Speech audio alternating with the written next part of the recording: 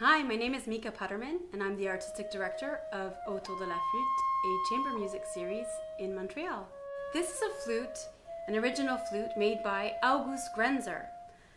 Grenser lived in Dresden. His workshop was in Dresden, and he owned his workshop from 1744 well into the 1780s. He worked a little bit later with his nephew, Heinrich Grenser, who became known for the keyed flute. August Grenser's workshop existed around the same time as Lot, as Denner, as Quantz. August Grenser was probably, or the Grenser workshop was probably one of the most popular workshops in Germany at the time. We talk about August Grenser models as being late flutes. To me, this flute does not feel or look like a later instrument. In fact, when I showed this flute to Bruce Haynes, his immediate thoughts were that it was an early flute that perhaps even dated before the war and would date from the 1740s. Of course, there's no way to really know if that's true, but just from having played a lot of copies, a lot of classical flutes as well, this flute really feels earlier to me. Another flute that I have is a copy of an August Grenser by Rudolf Toots, but a later Grenser model.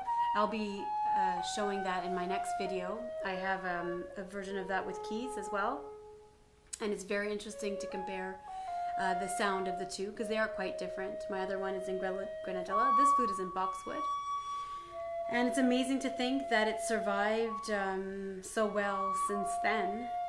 The embouchure hole is round and not oval, and it's very warm sounding, not as bright. The high notes sing, but it's not a high flute as we get into the later flutes. Certainly what I see with my Tortocho, which is a later flute, even though it's from France, is a brighter, clearer flute that was built more for the high notes. This flute tends to be more equal throughout the range of the flute. It is a very delicate flute. It sounds quite soft. In fact, most originals I have tried sound soft to me. I think we got used to a much louder sound, and I think a lot of modern copies have gone in the way of making flutes sound loud. Of course, it's only natural that that be a modern aesthetic that we want to hear, because modern instruments are much louder, our society is perhaps much louder, airplanes, cars, and our concert halls are huge, so we like to have flutes that can compete with the rest of the orchestra. However, if we really work on these original flutes and listen to them carefully, they're soft, but they're also very resonant. Of course, practically speaking, it's not always possible to own many flutes, and as musicians now we try and find flutes that can serve many purposes. If you're going to choose one or two useful flutes, I think this August Grenser is a good model. This flute would be useful for all of those composers around Frederick the Great, Hasse, Benda, Müttel, Kirnberger, C.P.E. Bach, all the way up through Mozart.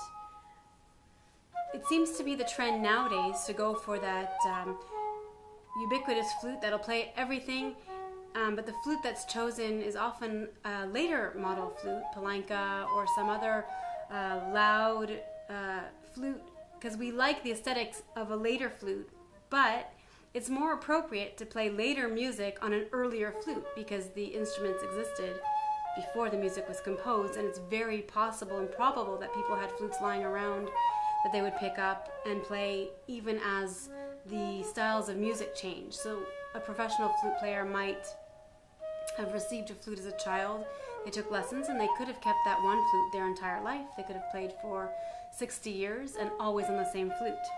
Probably amateurs would have collected the newest, latest flutes because they wanted to show off their wealth, but it's not necessarily the case for professional flute players. It's like today's iPhones that keep changing, and some people always buy the latest iPhone, and some people just stick with their old iPhone.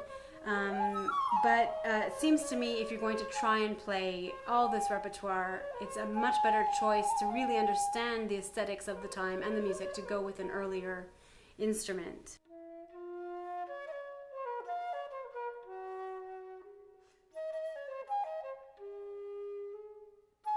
Stay tuned for more videos and more flutes. Subscribe to our YouTube channel and follow us on Facebook.